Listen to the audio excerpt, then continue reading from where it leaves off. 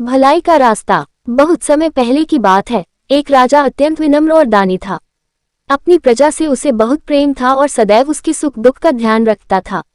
इन्हीं गुणों के कारण उसकी ख्याति दूर दूर तक फैली हुई थी। दुर्भाग्य से राजा का पुत्र प्रकृति में अपने पिता से बिल्कुल विपरीत था। उसे किसी की कोई चिंता नहीं थी।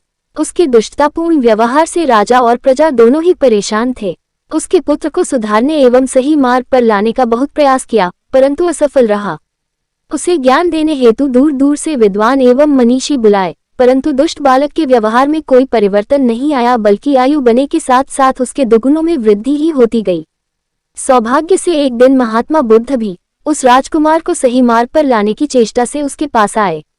उन्होंने न तो उसे डराया धमकाया न बुरा भला कहा, बल्कि स्नेह से एक नीम के पौधे के पास ले गए और राजकुमार से उस पौधे का एक पत्ता चखने को कहा।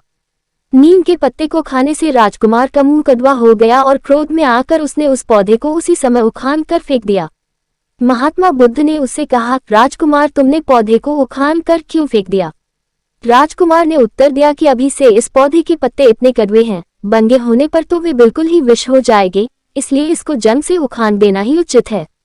राजकुमार की बात सुनकर महात्मा बुद्ध ने गंभीर होकर कहा, तुम्हारे कड़वे व्यवहार से राज्य की जनता भी बहुत पीड़ित है। यदि तुम्हारी ही नीति जनता भी काम में ले तो तुम्हारी क्या दशा होगी? अतः यदि तुम भी कुछ नाम और यश कमाना चाहते हो तो अपने पूज्य पिताजी की भांति स्वभाव में मीठापन लाओ, प्रजा से स्नेह का व्यवहार करो और सुख दुख में उसका साथ दो। महात्मा जी की सीख से राजकुमार पर गहरा प्रभाव पड़ा और वह अपने पुराने व्यवहार के लिए लज्जित होने लगा। उसी दिन से राजकुमार में गंभीर परिवर्तन आ गया और दुष्टता त्याग कर उसने भलाई की राह पर चलना प्रारंभ कर दिया। मॉरल: हमेशा शांत व्यवहार व मीठा बोलना चाहिए।